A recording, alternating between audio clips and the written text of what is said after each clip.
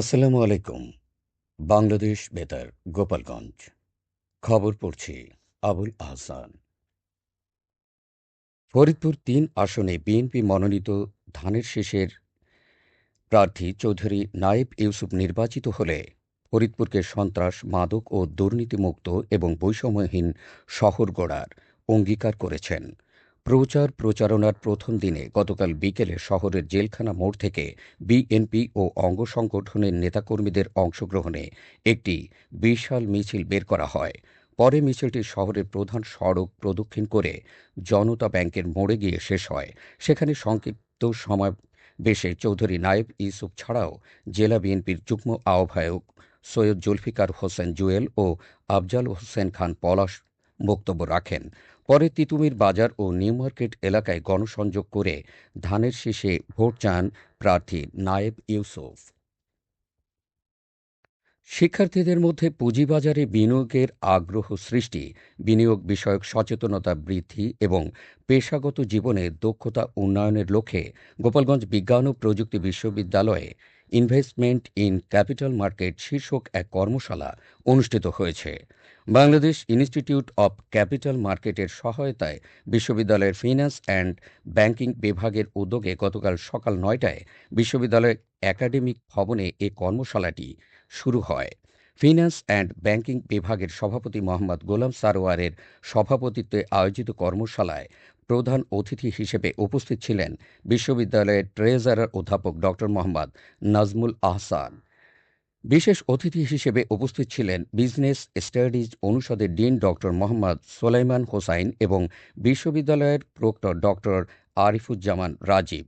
কর্মশালায় পুঁজিবাজারের বিনিয়োগের মৌলিক ধারণা, ঝুঁকি ব্যবস্থাপনা এবং বিনিয়োগ সিদ্ধান্ত গ্রহণে করণীয় বিষয়ে শিক্ষার্থীদের বিস্তারিত ধারণা প্রদান করা হয়। সরস্বতী পূজা উপলক্ষে আলোকসজ্জায় রঙিন হয়ে উঠেছে মাদারীপুর শহর। ৩ দিনব্যাপী এই উৎসবকে কেন্দ্র করে শহরের বিভিন্ন সড়ক ও পাড়া মহল্লায় উৎসবের আমেজ বিরাজ করছে। সন্ধ্যা নামলেই দর্শনার্থীদের ভিড় বাড়ছে।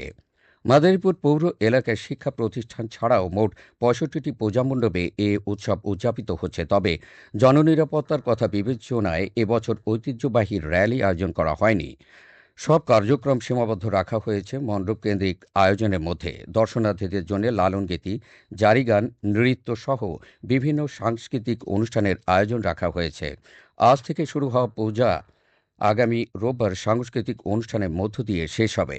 মাদারীপুর জেলা পূজা উদযাপন পরিষদের যুগ্ম সাধারণ সম্পাদক অ্যাডভোকেট বিদ্যুৎ কান্তি বাড়ৈ জানান, নিরাপত্তার স্বার্থে শোভাযাত্রা বাতিল করা হলেও পূজার মূল আয়োজন স্বাভাবিকভাবেই চলবে। অতিরিক্ত পুলিশ সুপার জাহাঙ্গীর আলম জানান, পূজা শান্তিপূর্ণভাবে সম্পন্ন করতে কঠোর নিরাপত্তার ব্যবস্থা নেওয়া হয়েছে। ফরিদপুরের নগরকান্দা উপজেলায় সেনাবাহিনী ও পুলিশের যৌথ অভিযানে আগ্নেয় অস্ত্রসহ বিপুল পরিমাণ দেশীয় অস্ত্র ও মাদকদ্রব্য উদ্ধার করা হয়েছে। এ সময় নারীপুর সহ মোট ১৮ জনকে আটক করা হয়।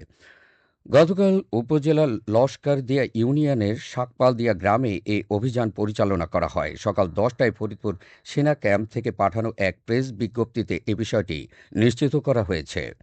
প্রেস বিজ্ঞপ্তিতে জানানো হয়, ওই এলাকায় একদল সন্ত্রাসী ও মাদক ব্যবসায়ী আসন্ন জাতীয় নির্বাচনের সুষ্ঠু পরিবেশ বিঘ্নিত করার উদ্দেশ্যে অস্ত্রসহ অবস্থান করছে। এমন গোপন সংবাদের ভিত্তিতে অভিযান পরিচালনা করা হয়। গতকাল নগরকান্দা থানার ভারপ্রাপ্ত কর্মকর্তা রাসুল সামদানি বলেন, আটক ব্যক্তিরা বর্তমানে থানা হেফাজতে রয়েছে। আইনগত প্রক্রিয়া শেষে তাদের আদালতে পাঠানো হবে। খেলার খবর, ভলিবল।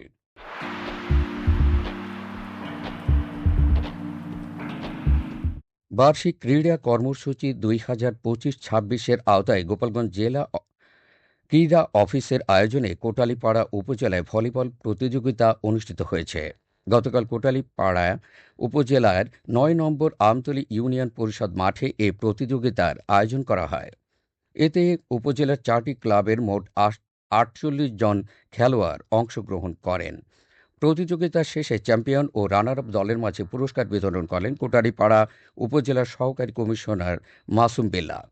জেলা ক্রীড়া অফিসার মোহাম্মদ শাহিন সুলতান রাজা এর সভাপতিত্বে অনুষ্ঠানে বিশেষ অতিথি হিসেবে উপস্থিত ছিলেন আমতলী ইউনিয়ন পরিষদের প্যানেল চেয়ারম্যান কামরুল ইসলাম।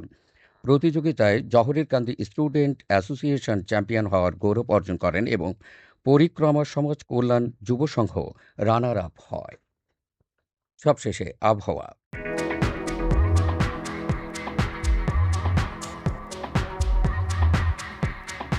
আজ বেলা ১টা পর্যন্ত দেশের অভ্যন্তরীণ নদীবন্দরসমূহের জন্য আবহাওয়ার পূর্বাভাসে বলা হয়েছে, ভোর ৫টা থেকে পরবর্তী ৩ থেকে ৪ ঘণ্টার মধ্যে দেশের নদী অববাহিকায় মাঝারি থেকে ঘন কুয়াশার কারণে দৃষ্টিসীমা ৩০০ মিটার বা কোথাও কোথাও এর চেয়ে কম হতে পারে। এসব এলাকার নৌযান সমূহকে সাবধানে চলাচল করতে বলা হয়েছে, তবে কোনো সংকেত দেখাতে হবে না। খবর শেষ হলো। আমাদের পরবর্তী খবর প্রচারিত হবে সকাল ১০টা বেজে ৩০ মিনিটে বাংলায়।